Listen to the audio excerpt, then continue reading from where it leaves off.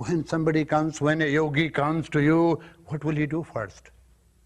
He will be very humble. But that humbleness, how will he express? By sitting in a yogic way.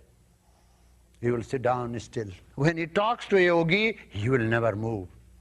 When I am talking to you, I will move. But when I talk to any yogi, I will not move, because that will be insult to my tradition.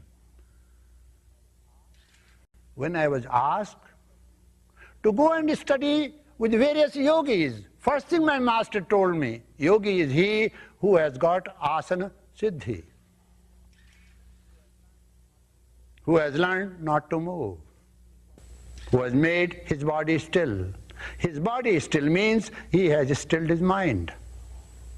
Therefore, 4 hours and 36 minutes, if somebody can sit without any movement, he has got asana siddhi.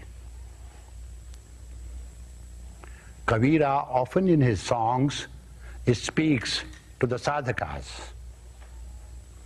Oh sadhakas, do not move from your posture. Your posture should be still. You have learned how to move in the external world, but you have not learned how to be still. You don't know what joy can spring from that stillness. You only know how much joy do you get when you jog fast, when you run fast. You become breathless. But when you become still, you become full, you remain full of joy. That's entirely a different joy. That's a joy beyond all explanations, inexplicable joy. That joy beyond all bounds you can enjoy.